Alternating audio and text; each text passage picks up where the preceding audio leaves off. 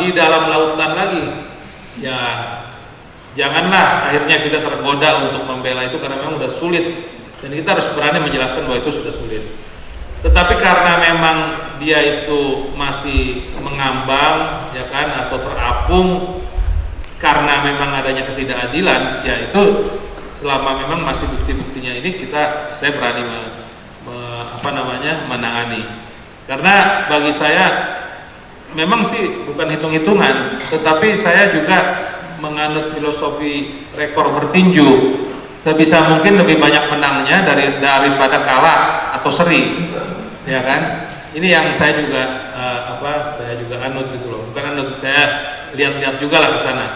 Jadi janganlah kita, maaf kata, banyak sekali sekarang perkara korupsi yang mengajak saya ikut terlibat di dalamnya sebagai pembela.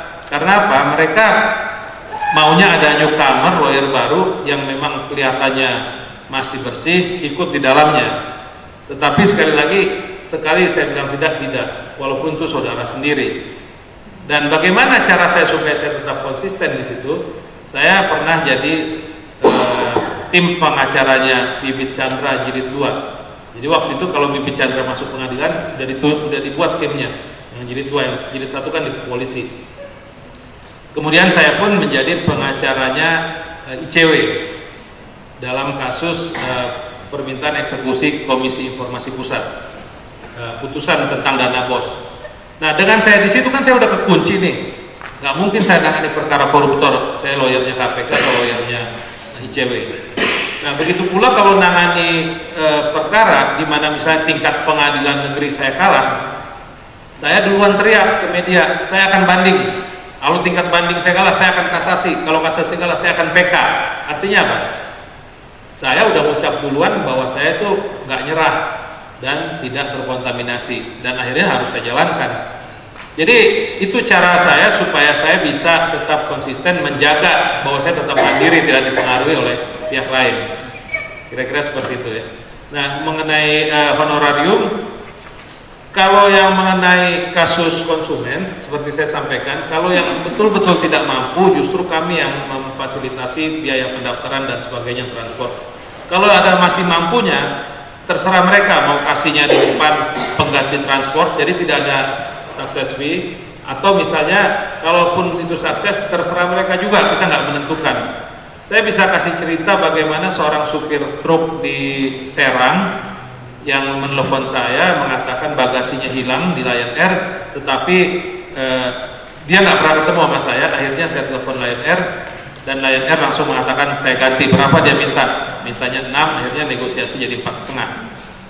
Kenapa saya katakan negosiasi? Ternyata setelah kasus-kasus itu, Lion Air menyampaikan ke saya bahwa kalau ada kasus, tolong Pak Tobing jangan gugat, jangan masukin media, telepon saya ganti. Jadi saya sangat berterima kasih sama Tuhan dikasih kepercayaan gitu, karena banyak nih yang delay. Misalnya ada waktu itu delay, akhirnya dia mau minta ganti rugi, saya telepon minta ganti rugi, Pak. Udahlah saya kasih tiket. Saya tanya ke klien, mau ke tiket? Mau. Dikasih 4 tiket pulang pergi Jakarta Padang sama keluarganya dia. Jadi ada hikmahnya gitu loh ya, nggak perlu gugat lagi sekarang terhadap klien-klien tertentu. Misalnya secure parking sekarang juga udah mengatakan kalau ada apa-apa telepon saya ganti selama memang buktinya. Dan seperti bagasi hilang, mereka mempercayakan berapa Pak Tobing bilang, karena Bapak juga orangnya realistis, saya akan ganti. Jadi nggak ada pembuktian di sana. Saya nggak ada ngasih buktinya. Padahal yang hilang tahu apa? Bolu meranti, ikan teri, sama 3 tas. Nah, 3 tas ini yang memang berharga katanya. Saya sebenarnya agak tertawa ketika dia bilang bolu meranti, ikan teri, dan apa. Dan saya sekali lagi, pelajaran hidup saya menganggap semua orang tadinya sudah kenal teknologi. Saya bilang begini, Pak, tolong di email kronologisnya. Dia katakan apa itu ML katanya gitu kan. Disitulah saya langsung nggak berani underestimate, atau nggak berani juga terlalu menganggap orang udah setara sama kita, ya kan. Jadi itu kira-kira masalah yang pro bono. Nah, masalah yang ada uangnya, ya kita secara profesional harus menerapkan fee. ya fee-nya ini juga tergantung kasusnya seperti saya sampaikan. Ya kalau memang kuat dan kira-kira bisa dimenangkan, nantinya ada success fee. Dan sebagai ya yang baru ya 13 tahun, tentunya saya juga realistis kalau menentukan fee, karena namanya usaha kan kita nggak masa belum apa-apa udah mau nyaingin kantornya Bang Daniel misalnya kan, fee-nya belum apa-apa kita gedein ya nggak laku juga kita kalau itu dari sisi bisnis. Jadi istilahnya di kantor subsidi silang lah, mungkin itu dulu ya. Ya. Oh ya bisa kalau selama itu buktinya kuat sih bisa kita ini kan kita coba. Ya. Oh iya, makasih lah. Ya nanti coba kita jajakin ya. Karena kan nggak boleh menjanjikan kode etik pengacara, tapi kita coba. Ada beberapa perkara yang datang ke beliau dan itu ada uangnya, ya, itu ada uangnya, besar uangnya, dan dia menolak karena sesuatu hal yang prinsip. Nah teman-teman mungkin nggak kebayang kayak gitu ya, oh iya tolak gitu karena prinsip begini. Tapi coba bayangkan bahwa uang yang datang itu ratusan juta dan miliaran. Itu uang itu bisa teman-teman pakai untuk banyak hal, untuk hal yang baik, nggak hanya yang jelek kayak gitu, bisa untuk hal yang baik. Nah, itu bukan putusan yang overnight, yang semalam lalu diputuskan begitu. Itu adalah hasil pergumulan dan mengambil posisi bahwa ini seperti ini nilainya gitu. Nah mungkin Bang David kalau gitu itu sikap itu tuh yang sepertinya teguh, ambil sikap begini terus begini. Itu sudah dimulai dari mahasiswa atau itu berkembang setelah praktek? Ya saya jadi teringat satu kasus susu formula ketika saya mulai ribut setelah putusan Mahkamah Agung. Ada yang mendatangi saya mengatakan, sudahlah nggak usah ribut-ribut, kau maunya apa? Saya nggak mau uang, saya bilang gini aja lah, kau sosial 6 bulan nanti seluruh SD yang nggak mampu saya kirimin susu gratis. Itu benar kata, jadi kan itu positif. Tapi kembali saya katakan tetap aja pandangan orang dengan begitu saya udah damai dengan Anda, saya bilang. Nah ini memang satu hal yang nggak bisa langsung kita putuskan, kita perenungan, dan ini memang berjalan dengan waktu juga sih ya, tetap berjalan dengan waktu. Tidak, saya waktu kuliah saya bersyukur tiap Jumat walaupun sering bolos masih sukalah persekutuan gitu ya. Jadi godaannya di Cempaka, godaannya antara basket atau itu waktu itu. Jadi kira-kira itu. Oke, baik, terima kasih Bang Reten. Ya baik, ini pertanyaannya mengenai sistem.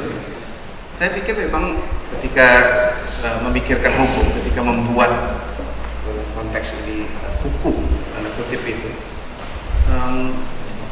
kita harus membuatnya dalam konteks satu sistem. Ini yang saya bilang lemah, karena seringkali kita di Indonesia ketika kita bikin peraturan itu peraturannya jadi gitu, tapi peraturan cuma peraturan.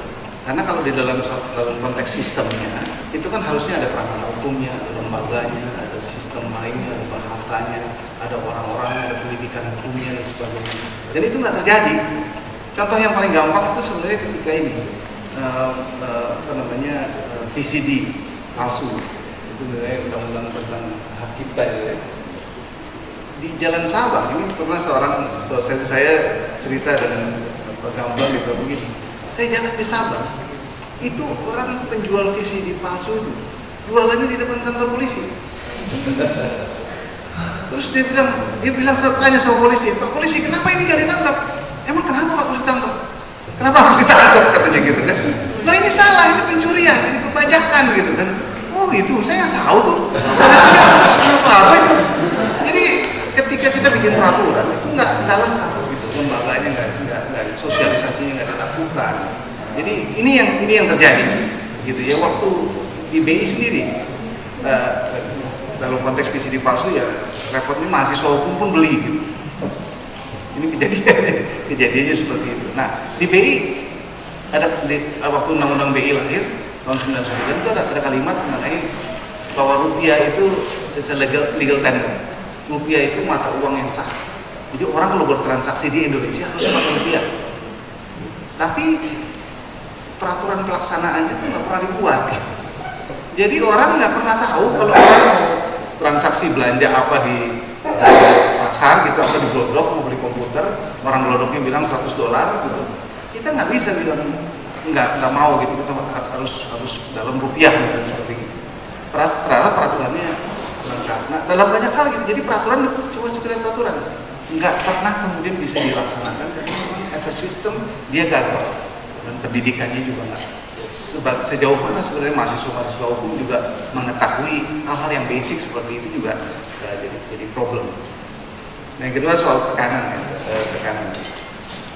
Dalam kasus saya sih kebanyakan memang ini tekanan dari atasan. Nah, atasan biasanya mereka punya gentleman agreement dengan stakeholder di luar, baik itu dengan parlemen. Biasanya kalau pemimpin negara yang dipilihnya dengan fit and proper, biasanya mereka fit and proper pasti nanti ada yang deket-deketin, ada yang jadi calon. itu biasanya mungkin karena itu ya. Tapi kalau jabatan-jabatan strategis kayak di Bank Indonesia ada calon-calon gitu. Jadi calon-calon yang akan saya nanti akan berikan lah, saya akan bantu dan sebagainya. Nah, ketika sudah lulus, sudah terpilih, biasanya mereka akan nagih. Nah, ketika ditagih ini tidak enak. Mereka betul-betul merasa under pressure. Yang mereka lakukan adalah tekan kita di bawah untuk melakukan apa yang mereka mau, misalnya memberi sejumlah uang atau membiayai hal-hal tertentu. Nah, itu dilakukan. Dan mereka biasanya maunya cuci tangan. Kita yang bekerja di bawah yang harus melakukan. Nah, pressure seperti itu kuat.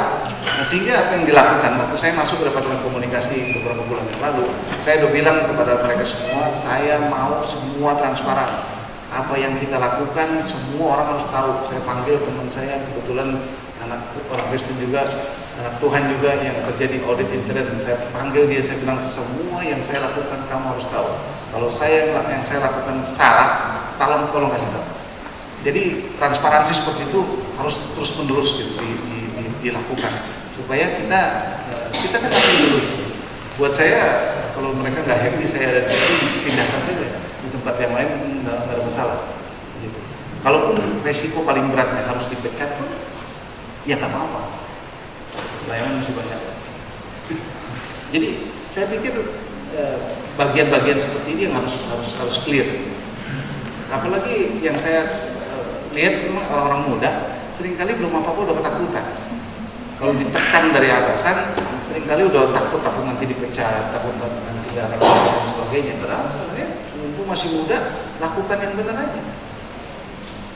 Kalau dipecat masih bisa cari lain. Gitu. Jadi justru ketika masih muda, justru exercise untuk melakukan yang benar ini menjadi lebih gampang. Mungkin sebentar lagi. Namaku Jenny dari Purwokerto, Universitas Jenderal Sudirman. Iya, pertanyaanku sih lebih ke Bang David ya. Dan ini cuma 2 Bang. Nah, yang pertama, bagaimana Abang berespon ketika gini, contoh kayak kasus Garuda di Dadaku itu ya Bang, kita sama-sama, maksudnya mungkin teman-teman yang hukum juga dengar kasus itu gitu. Ada banyak orang yang berkomentar sana sini, lalu kemudian ada juga yang berkomentar, nih kayaknya cari nama nih, nah kayak gitu.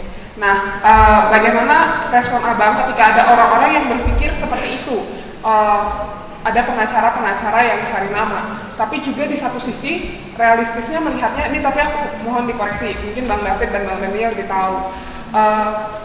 Penting juga nama itu buat seorang pengacara seperti itu satu. Yang kedua, kaitan dengan paham hukum positif itu sendiri ya Bang. Seringkali ada banyak hal yang tidak diatur dalam undang-undang ya, mungkin teman-teman juga menyadari itu gitu ya.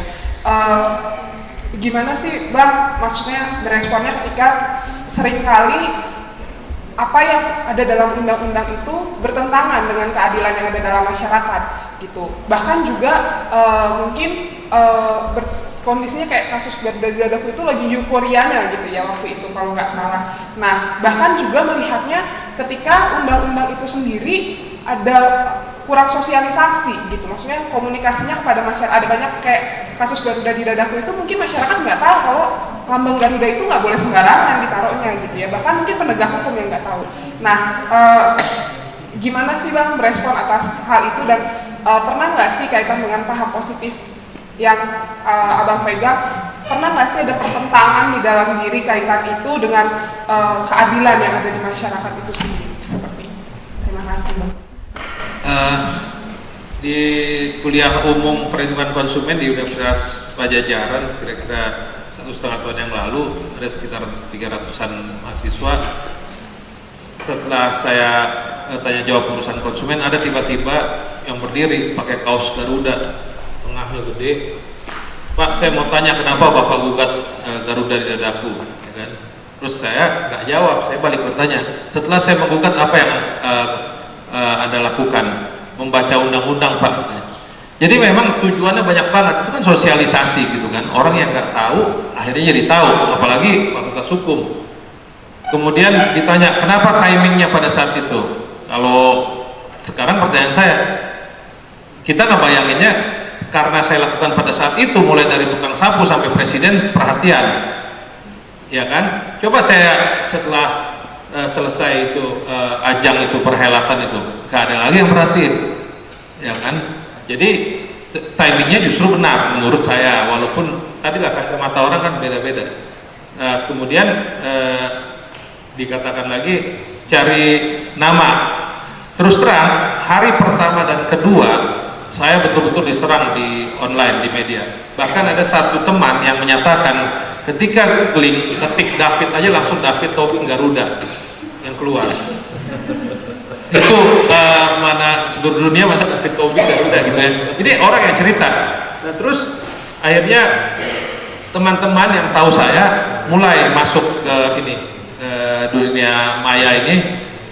Jadi yang gugatan yang lama-lama saya diungkap semua, dinaikkan semua, termasuk Naswa Shihab juga, karena junior saya, itu di Twitter dia di semua. Akhirnya mulailah petanya berubah, bahwa itu memang betul diatur undang-undang, melanggar, kita harus lihat kaca. Tapi kenapa timingnya itu saat itu juga kan? Jadi salah timingnya. Nah ini nggak apa-apa, bagi saya ini suatu hal yang yang jadi, ya kan namanya juga mau memberikan warna lah di penegakan hukum, bukan sekali lagi bukan negatif. Tentunya saya jadi terpublish, publisitas saya naik, dan itulah makanya ada yang menulis di Kompasiana, David Tobing mencari kebenaran atau ketenaran. Itu juga istilah itu baru saya baca karena ada yang menulis itu, dan ternyata analisa dia saya dibilang mencari kebenaran atau ketenaran. Jadi bagi saya memang ya itu memang harus didoakan, digeluti ya. Dan terus terang adik saya yang dia bertugas di London sampai saat ini jadi bentrok sama saya karena urusan Garuda Dadaku, ya kan? Dan dia di Facebooknya pakai Garuda Dadaku. Akhirnya teman-teman kami, karena adik saya beda setahun di Bang Daniel juga kenal, beda setahun di kampus Fakultas Hukum juga. Teman-teman bingung gimana sih abang menyerang adek malah mendukung Garuda Dadaku.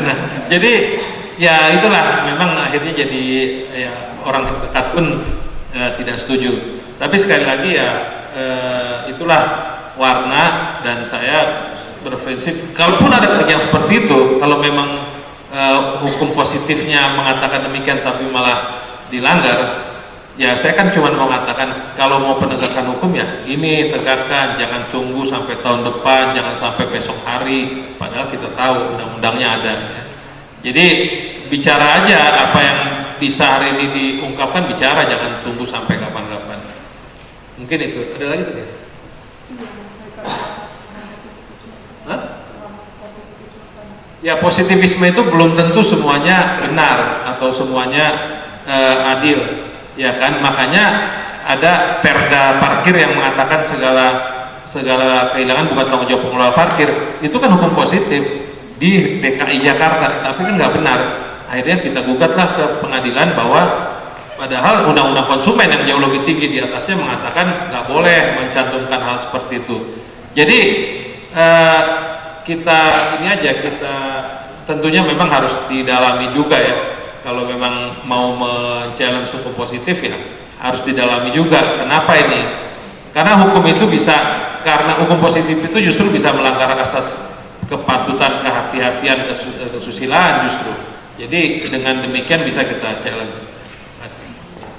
Ini kalau teman-teman perhatikan tadi diskusi tentang positivisme, aliran positivisme itu sangat bersinggungan dengan persepsi kita orang Kristen tentang mana yang dosa dan mana yang tidak dosa.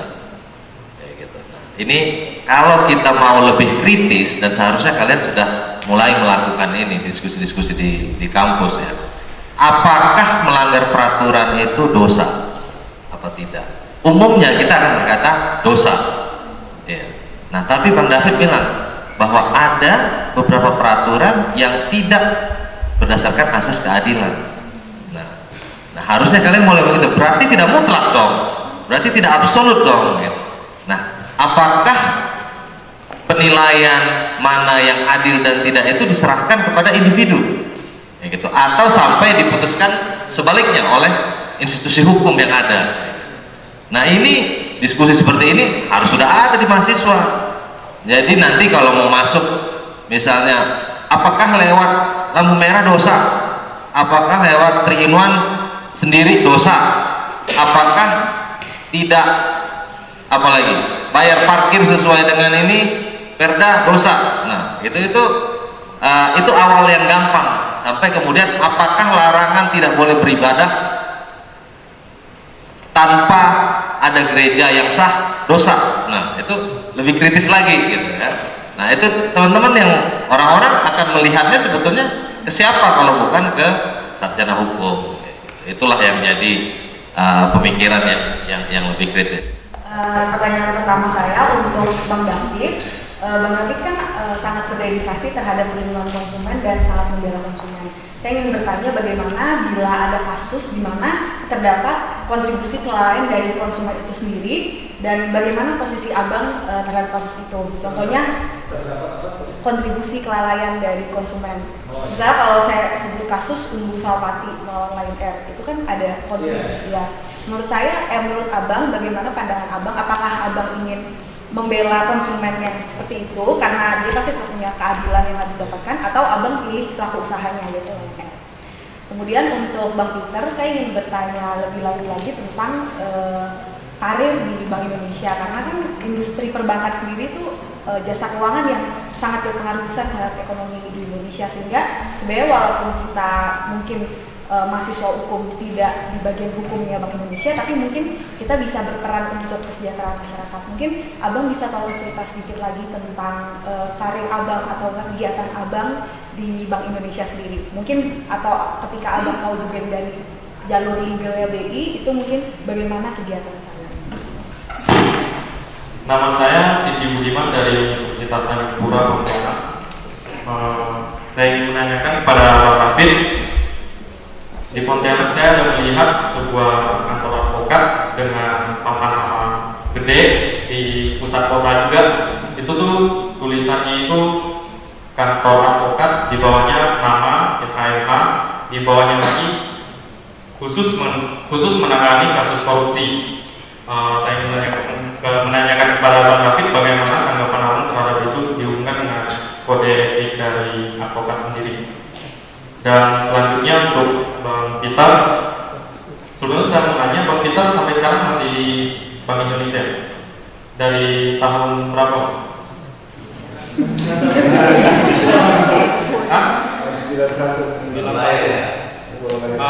Dan saya sebelumnya ingin bertanya, apakah Bang Peter pernah mendengar kasus gedung BI di Pontianak? Sengketa antara ahli waris tanah dengan pendirian gedung BI Pontianak ketika kalau 2012 kejadiannya, gedung BI sudah berdiri udah 2-3 tahun lah, dan udah cukup lama juga, tapi tahun 2013 tiba-tiba ada ahli waris yang mengakui bahwa itu tanah miliknya. Dan saya ingin menanyakan, apakah itu kecolongan dari Bank Indonesia sendiri yang kurang perhatian dengan misalnya pengumuman dengan tanah dengan hak kepemilikan dari Bank Indonesia sendiri mengenai tanah tersebut, ataukah memang si ahli waris ini ada kerjasama dengan BPN sehingga sertifikat tanahnya itu bisa asli. Terima kasih. Spesialis korupsi, sepengetahuan saya, ya Bang Daniel, kalau di Amerika kan langsung mengatakan saya lawyer, family lawyer atau lawyer apa, udah langsung dia spesialisasi. Gak ada yang salah sih di situ, saya pikir ya. Jadi tergantung bagaimana dia mau spesialisasi di mana. Ya saya sendiri tidak mengatakan saya spesialisasinya konsumen, tapi memang bagi saya kasus konsumen yang saya tangani adalah hobi. Dengan hobi ini, kenapa saya bilang hobi? Kalau ini pekerjaan, maka ini akan rusak.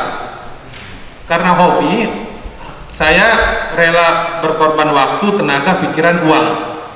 Kalau pekerjaan kan justru ini semua harus bagaimana dengan tenaga yang sedikit kita menghasilkan uang yang banyak. Kalau hobi kan enggak, semuanya kita buang tanda kutip. Jadi saya tetap menganggap kasus konsumen dan publik ini hobi. Ya, belum berani saya bilang saya lawyer spesialis konsumen, tidak. Jadi itu kira-kira jawabannya.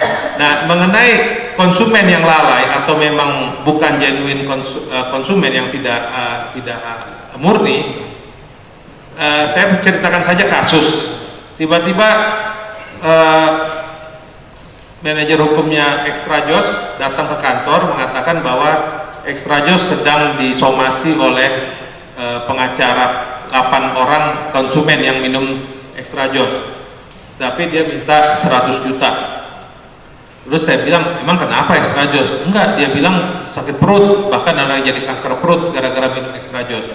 Akhirnya saya sampaikan gini, itu tahun 2008, saya belum pernah membela pelaku usaha, saya bilang, tetapi saya memang bukan berarti membela konsumen terus. Akhirnya saya katakan, oke, kalau memang kasusnya konsumen yang kuat, Anda harus mau saya damaikan. Tetapi kalau konsumennya memang mengada-ngada, saya mewakili pelaku usaha. Dan saya waktu itu mewakili pelaku usaha sampai pengadilan. Walaupun LSM-nya akhirnya mengajak damai, udahlah bang, udah sebagainya. Dan akhirnya diputuskan pengadilan itu memang tidak benar. Tidak benar, memang maaf kata ada tujuan lain hanya untuk memeras perusahaan. Bagaimana bisa bilang dia sakit perut ketika itu jam 8 malam dia minum Extra Jos, kemudian begadang sampai jam 2, 3 kali minum Extra Jos selama periode 6 jam, terus di dalam gugatannya dia bilang Extra Josnya dicampur susu, terus malam-malamnya juga dia makan apa yang lain-lain. Jadi udah betul-betul gugatannya udah mengada-ngada. Tetapi ada juga lawyer yang mau kan, ya itu kembali pilihannya si lawyer itu mau menanggapi hal yang itu atau tidak. Jadi bagi konsumen yang mengada-ngada saya tolak, di kantor pun saya tolak. Misalnya ada konsumen atau pemegang kartu kredit yang dia menyatakan bahwa kartu kreditnya hilang, tetapi 3 hari kemudian hilang. Jadi akhirnya sudah dipakai-pakai sama pencuri dan dia ditagih banyak oleh bank. Saya katakan ya Anda aja lalai, udah 3 hari hilang baru lapor. Jadi saya tolak. Kembali saya berpikir tadi, ngapain saya gugat-gugat capek-capek tapi hanya untuk kalah gitu loh. Jadi saya juga memberikan edukasi ke konsumen bahwa kalau begini ya itu kelalaian Anda ya, terima aja. Mungkin itu sebenarnya. Ini coba menarik ya. Ada satu aspek yang tadi statement Bang David terakhir. Ngapain saya capek-capek kalau saya tahu bahwa kasusnya lemah? Nah, mungkin kalian akan bertanya, apakah itu tidak melanggar prinsip Kristiani, ya gitu ya? Bukannya itu kewajibannya membantu orang. Tapi kalian harus bayangkan, kalau Bang David ambil semua itu kasus-kasus, bisa aja kerjaannya cuma ngurusin orang-orang yang iseng, yang nggak punya kasus yang kuat, dan akhirnya dimanfaatkan oleh orang lain. Nah, sebagai orang Kristen kita bukan iya aja gitu ya, kita harus punya prinsip, harus punya keteguhan gitu, pendirian. Nah itu orang-orang yang di samping saya ini dari kuliahnya udah kelihatan prinsipnya, udah sangat tegas sekali gitu. Jadi itu juga terbawa dari sampai asah terus di dalam sampai dalam dunia praktek. Jadi jangan jangan sungkan untuk mengatakan tidak, nah, gitu ya. Walaupun kelihatannya kok kayaknya nggak mau bantu orang sih ya gitu. Memang berbeda, ada alasan-alasan tertentu. Bang Peter, saya serahkan. Baik, mengenai karir, saya mau jawab begini. Ini the beauty of being a sarjana hukum. Sarjana hukum itu dibutuhkan di mana-mana. Jadi nggak hanya di kantor hukum, di kantor apapun kan dibutuhkan. Kalau khususnya di Bank Indonesia atau lembaga negara atau di kementerian, ya, di kantor-kantor pemerintah, namanya juga pemerintah, kita ini authority. Nah, authority salah satu tugasnya adalah regulator, bikin regulasi. Nah, sehingga sebenarnya yang paling matter di sini justru adalah orang-orang yang ngerti hukum. Nah, cuma saja kalau di tempat-tempat tertentu kayak di Bank Indonesia lah, memang dibutuhkan orang-orang yang kuat ekonominya, pemahaman ekonomi.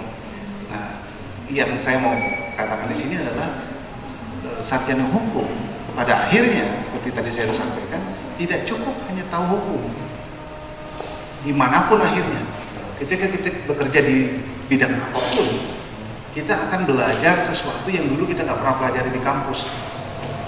Jadi menjadi sarjana hukum adalah orang-orang yang punya mindset regulator, mindset membuat peraturan, mengatur, mencapai satu target, mencapai satu tujuan, tapi juga dengan latar belakang pemahaman yang cukup solid tentang substansi di mana dia ada. Ekonomi di Bank Indonesia, mungkin substansi tentang perdagangan di Kementerian Perdagangan, substansi tentang keuangan. Saya melihat banyak sekali, bahkan di Kementerian Keuangan itu Dirjen Perbendaharaan itu sarjana hukum gitu.